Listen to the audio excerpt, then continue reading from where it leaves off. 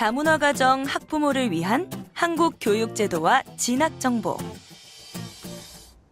15년 전 한국인 남편과 재혼해 베트남에서 한국으로 이주한 T에는 중학교에 진학한 아들 재혁과 베트남에서 한국의 학교로 편입한 딸 효경이 있는데요.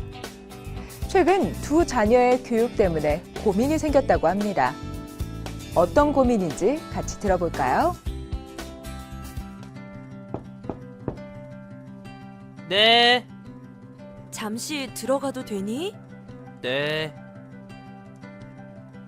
재혁아, 공부하고 있었니? 네. 다음 주가 기말고사라 시험 공부하고 있어요.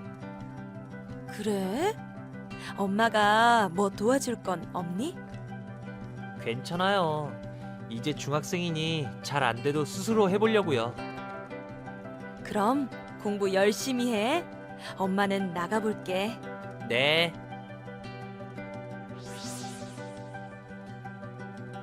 무슨 일 있어요? 재혁이가 무슨 말썽이라도 피웠나요? 아니요. 그런 건 아니고 재혁이 공부를 좀 도와줬으면 하는데 아는 게 없어서요.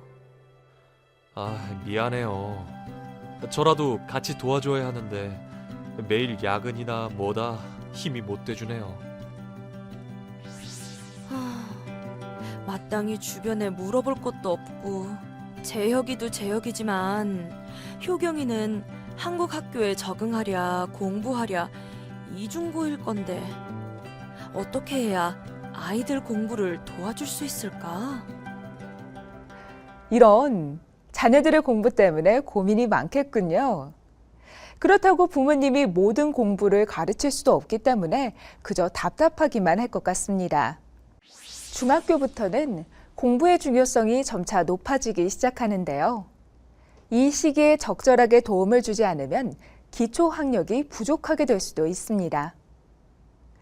무엇보다 스스로 공부할 수 있도록 자기주도적 학습 능력을 갖추는 것이 중요하다고 할 수 있겠습니다. 이번 시간에는 어떻게 하면 자녀의 공부에 도움을 줄 수 있을지 공부해 보도록 하겠습니다. 먼저 이 시간의 학습 목표와 학습 내용을 함께 들어볼까요? 학습 목표 1. 효율적인 학습 지도 방법을 알 수 있다. 2. 학급 지원 제도를 통해 자녀의 학습을 도울 수 있다. 학습 내용 1. 학교 시험 완전 정복 2. 효과적인 학습 지도 방법 3. 즐거운 독서 지도 방법 4. 사교육 없는 학습 지원 사전 지식 파악 및 인식 진단 체크리스트 OX 퀴즈 1.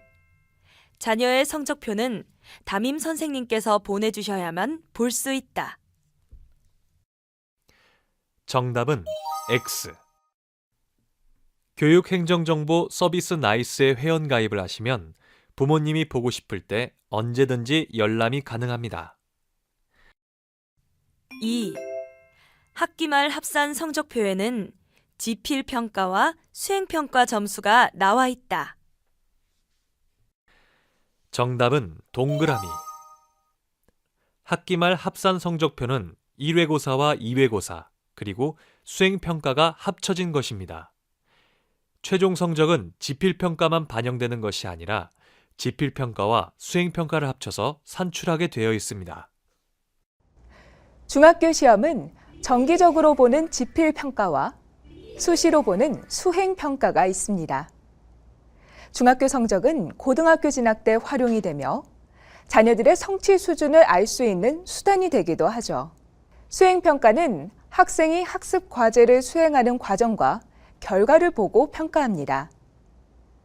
과제형 평가를 지향하고 수업 중에 실시하도록 하게 되어 있으며 평가 방식도 매우 다양하죠. 특히 2015년 개정 교육과정에는 참여형 수업과 과정 중심 평가가 더욱 강조되었습니다. A중학교 수행평가 기준을 살펴보겠습니다. 자녀가 다니는 학교와 담당 선생님마다 평가 기준과 비율은 조금씩 차이가 있으니 자세한 것은 자녀가 다니는 학교의 안내문이나 학교 홈페이지 등에서 확인하셔야 됩니다. 수행평가 내용 중 눈에 띄는 것은 수업 태도입니다. 즉, 평상시 수업 태도도 평가에 반영됨을 알 수 있겠죠. 기본적으로 책과 공책을 잘 챙겨와야 하며 선생님의 강의에 잘 집중해야 합니다. 뿐만 아니라 적극적으로 수업에 참여하고 활동해야 합니다. 단순히 지필고사만 잘 본다고 해서 좋은 결과가 나오지는 않는데요. 각 과목마다 다양한 내용의 평가가 있어 조금은 복잡하다고 느낄 수도 있지만 기본적으로 각 교과 수업을 통해 배우는 내용의 연장과 실습이라고 보시면 됩니다. 최근에는 수행평가 과정에 기본적인 컴퓨터 활용 능력이 필요한 경우가 많은데요. 파워포인트, 한글 문서 작성 등은 요즘 중학생에게 매우 필수적인 능력임을 기억해 두시기 바랍니다. 다음으로 지필평가는 매 학기 2번씩 실시합니다. 즉, 1년에 4회를 보게 되는데요. 중학교부터 지필고사를 볼 때 OMR 답안지를 사용하게 됩니다. OMR 답안지에는 컴퓨터용 사인펜판을 사용해야 합니다. 시험 볼 때 컴퓨터용 사인펜을 반드시 준비해 주세요. 시험을 볼 때 전자기기는 반드시 교사에게 제출해야 합니다. 모르고 소지한 경우도 부정행위로 처리되기 때문에 각별히 주의해야겠죠. 이 밖에 다른 친구에게 답안지를 보여주거나 보는 행위, 시험 중 휴대물을 보거나 무선기기 등을 이용하는 행위, 시험 종료령이 울린 후에도 계속 답안지를 작성하는 행위도 부정행위라고 볼 수 있습니다. 지필평가는 오지선다형, 단답형, 서술형 문제가 출제됩니다. 오지선다형은 5개의 보기 중 정답을 고르는 문제인데요. 단답형은 문제에 대한 짧은 답을 적는 문제입니다. 서술형은 주로 해답을 도출하는 과정 등을 쓰는 문제입니다. 학부모 시험 감독을 신청하라는 가정통신문이 나오면 신청하셔서 자녀의 학교에 감독으로 참여해 보세요. 자연스럽게 자녀와 시험에 대한 대화를 나눌 수 있을 겁니다. 그런데 중학교에는 자유학기제 또는 자유학년제로 인하여 지필고사를 안 보는 학기 또는 학년이 있을 수도 있습니다. 시험을 보지 않더라도 각 과목별 수업 과정에 대한 내용이 생활기록부에 기재되어 오니 매 순간, 매 수업에 최선을 다해 활동해야겠습니다. 이 밖에 영어 듣기 평가를 정기적으로 보기도 합니다. 모든 시험을 마치고 학기가 끝나면 성적표가 나오는데요. 이 성적표로 각 과목의 성취도를 확인해 자녀가 부족한 과목이 어떤 과목인지 확인하고 더욱 보충할 수 있도록 해야 합니다. 엄마, 학교 다녀왔어요. 학교 다녀왔니? 네, 오늘 학교에서 성적표 받아왔어요.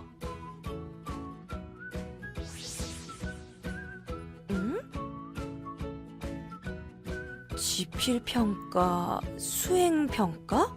원점수는 뭐고 표준 편차는 뭐지? 재혁아, 이 성적표 어떻게 보는 거니?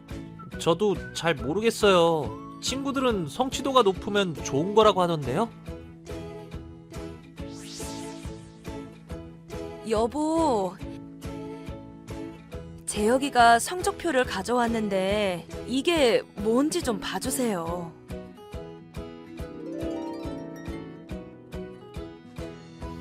어휴, 이거 왜 이렇게 복잡하죠? 제가 학교 다닐 때랑 너무 다른데요. 그때는 점수랑 등수만 나왔었는데 이것저것 많이 적힌 거 보니 다 의미가 있는 것 같은데 어떻게 보는지 알아야 거기에 맞춰서 지도도 해줄 건데 참 난감하네요. 아, 그러게요. 일단 내일 회사에 가서 동료들에게 한번 물어볼게요. 중학교 성적은 예전과는 다르게 등수를 기록하지 않습니다.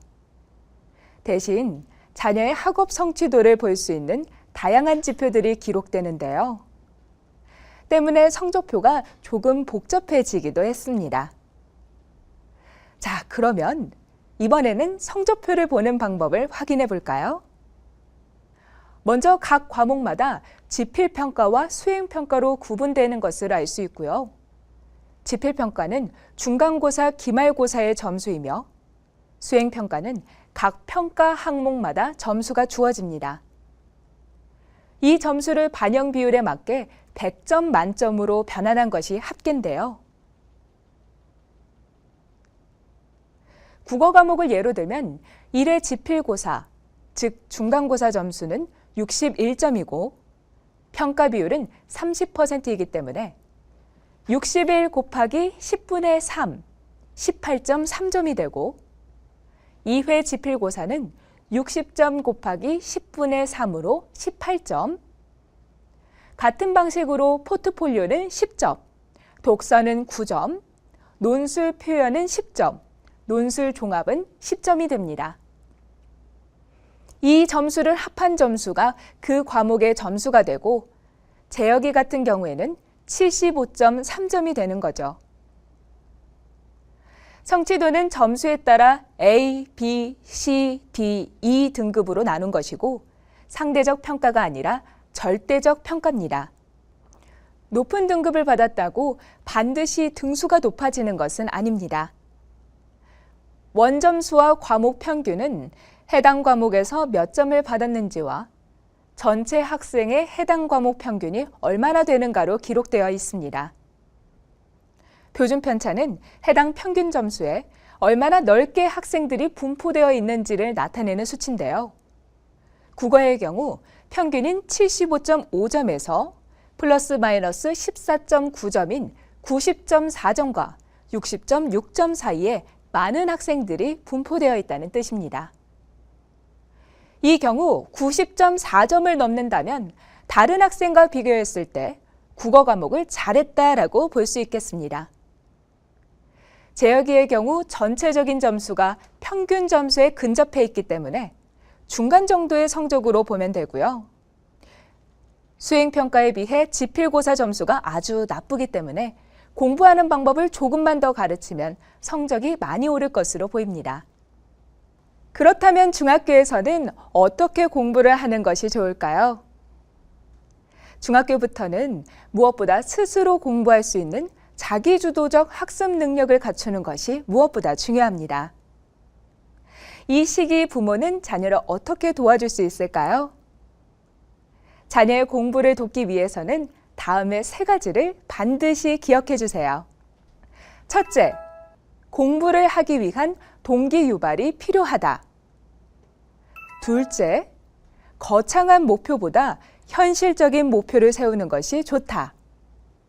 셋째, 계획을 세우고 실천하는 버릇을 들인다. 먼저 동기 유발이 일어나야 공부를 즐겁게 할 수 있습니다. 동기 유발은 외부와 내부에서 일어나는데요. 가장 좋은 것은 내부에서 일어나 스스로 공부해야겠다라는 결심을 갖게 되는 겁니다. 하지만 자녀가 공부에 대해 생각이 없을 경우 부모가 외부에서 동기 유발을 도와줘야 되는데요.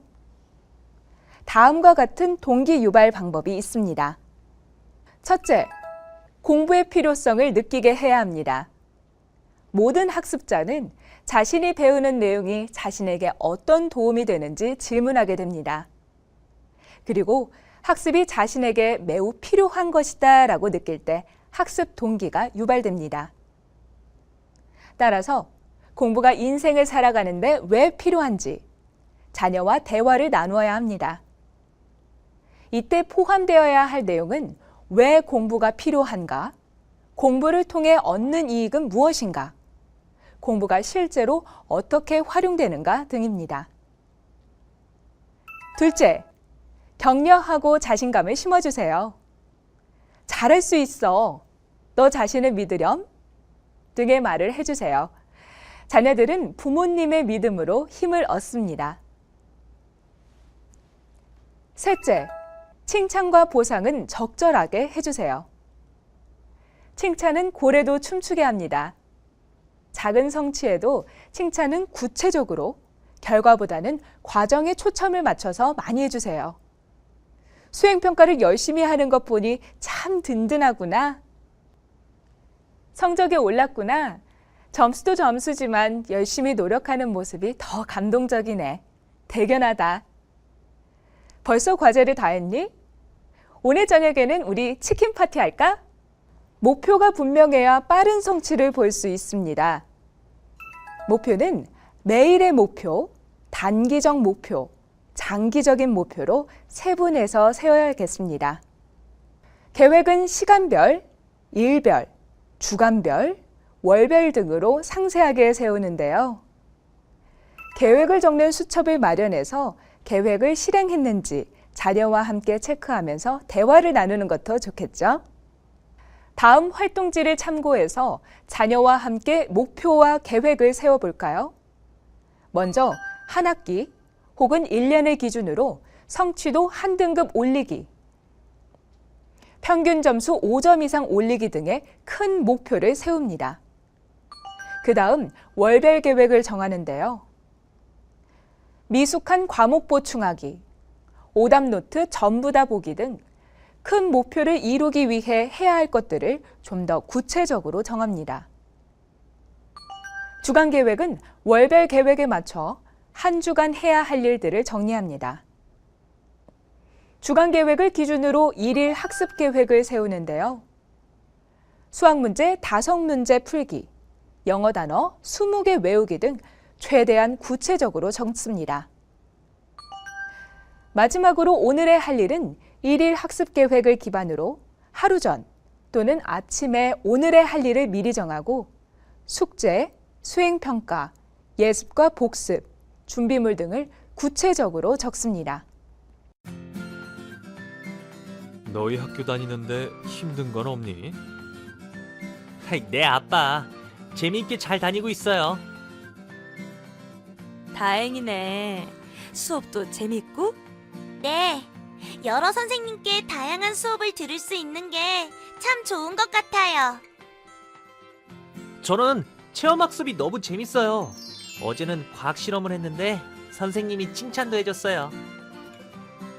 그런데 챙겨야 할 게 너무 많아서 좀 복잡하긴 해요.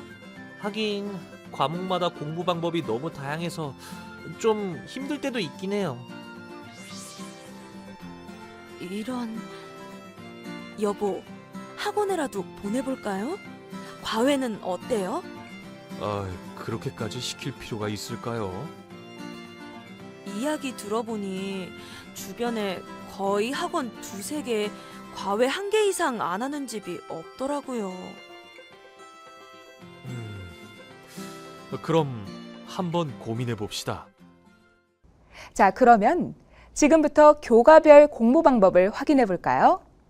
먼저 국어 과목의 경우 외국에서 살다가 온 학생들이 가장 힘들어하는 과목 중 하나인데요. 국어 과목과 같은 경우 문학작품에서 지문이 많이 인용되므로 중학생 필독 문학작품을 읽는 것이 도움이 되겠고요. 국어 문법을 집중적으로 공부하는 것이 도움이 되겠습니다. 수학은 교과서나 문제집에 나오는 문제를 많이 풀어보는 것이 중요하고요. 이때 무조건 답만 맞추려고 노력하기보다 올바른 과정으로 풀이할 수 있도록 계산 능력을 키우는 것이 중요합니다. 영어의 경우 중학교 필수 영단어를 외우는 것이 중요하겠고 영어 지문을 많이 해석해 보는 것도 도움이 됩니다. 교육부에서 제공하는 이 교과서로 영어 듣기를 해볼 수도 있습니다. 사회의 경우 교과서 지문을 꼼꼼하게 읽고 정리해 보는 것이 좋고 신문과 뉴스를 통해 사회적 이슈와 쟁점을 파악하고 있는 것도 도움이 됩니다. 과학은 용어와 기본 개념을 정확히 정리하는 것이 타 과목에 비해 중요하고 학습한 개념을 연관지어 통합적으로 생각하는 능력을 키워야 합니다. 그리고 독서하는 습관도 성적 향상에 많은 도움을 준다고 하는데요. 꼭 공부 때문만은 아니더라도 독서는 모든 배움의 시작이며 생각하는 힘을 길러주는 최고의 방법이라고 합니다. 자녀에게 독서를 할 수 있도록 가르치는 것이 좋겠죠? 독서의 중요성을 자녀에게 이야기해 주면서 책을 읽어야 하는 동기를 부여해 주세요. 그 다음으로는 독서하는 습관을 가지는 것이 중요한데요. 독서하는 습관을 가지기 위해서는 다음과 같은 방법을 활용해 보는 것도 좋습니다. 첫째, 가능한 수준의 독서 목표 세우기. 둘째, 학교에서 열리는 도서관 행사에 적극적으로 참여하기. 셋째, 지역 도서관에서 함께 책 빌려보기. 넷째, 일주일에 1시간 이상 정해진 시간에 독서하기. 이때 자녀에게만 독서를 시키고 부모님은 TV나 스마트폰을 볼 게 아니라 같이 책을 읽어보고 소감을 공유해보는 등 부모님과 함께 독서를 하는 것이 중요하겠습니다. 다음으로는 독서 기록장을 작성해서 담임 선생님께 제출하게 하세요. 담임 선생님은 생활기록부에 학생의 독서 활동 상황을 기록해주게 되어 있습니다. 독서 활동은 특수목적 고등학교에 지원한 경우 면접 과정에서 면접관이 질문을 할 수도 있는데요. 독서 활동 상황에 한 권도 없는 것보다는 여러 권이 적혀 있는 것이 훨씬 좋겠죠? 다양한 분야의 책을 읽는 것이 중요합니다. 편식이 나쁘듯 편독도 좋지 않습니다. 다양한 분야의 책을 통해 다양한 삶을 이해하고 간접 경험을 키우는 것이 필요한데요. 이때 무조건 부모님의 의사대로 책을 골라주기보다는 자녀의 취향에 맞춰 독서를 하는 것이 좋고 중3부터는 자신의 진로와 관련 있는 책을 찾아 읽어보는 것도 좋습니다.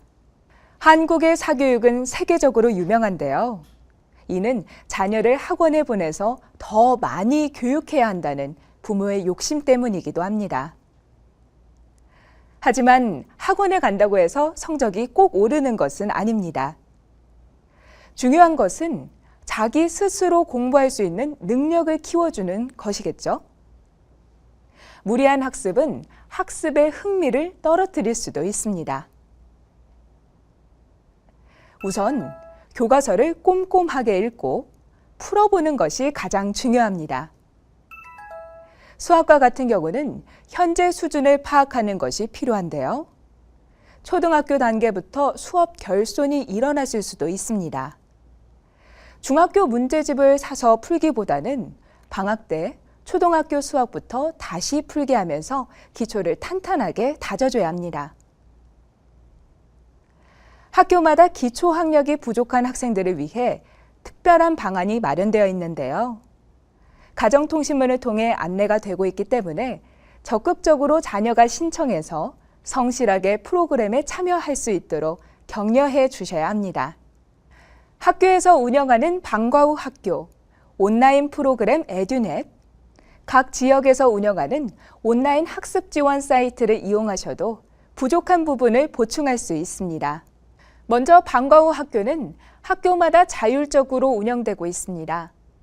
소득 수준에 따라 교육비 지원을 받을 수 있으며 방과 후 학교 자유수강권은 연 60만 원 이내에서 지원을 받을 수 있으므로 교과와 관련된 방과 후 학교를 수강해 부족한 기초를 보완하시기 바랍니다.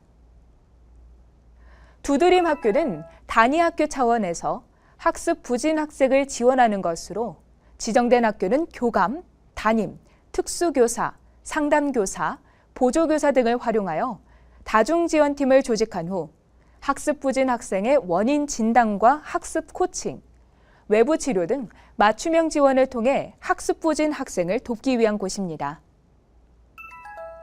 학습종합클리닉센터는 학교에서 의뢰한 기초학력 부진 학생에 대하여 정서 심리 검사를 통해 정확한 부진 원인을 진단하고 학습 코칭과 심리 상담을 실시하게 되며 필요에 따라서는 병의원 치료 서비스를 제공함으로써 자존감 회복과 함께 학습 동기를 강화하도록 도움을 주는 곳입니다. 기초학력 진단 보정 시스템은 온라인에서 교사가 학생의 학습 부진 여부 진단과 보정 자료 제공 및 학습 이력 관리까지 통합하여 원스톱으로 지원해주는 곳입니다. 이렇듯 온라인, 오프라인으로 학습을 도와주는 제도가 많이 있기 때문에 노력만 한다면 길은 열려 있다는 것을 명심하면서 지금까지 배운 내용을 정리해보는 시간을 가져볼까요? 정리하기, 지필평가, 종이에 보는 시험, 매 학기 2회, 선다형, 단답형, 서술형으로 이루어짐, 수행평가, 수시로 평가하며 학교마다, 과목마다 평가 방식과 점수 비율이 다름. 유의사항, 지필고사는 컴퓨터용 사인펜만 사용, 전자기기 소지 금지, 성적표 보는 방법, 성취율은 A, B, C, D, E로 나누어져 있음. A 등급에 가까울수록 우수함. 동기 유발을 통해 공부의 필요성을 깨닫게 함. 목표를 세우는 것이 중요함을 설명함.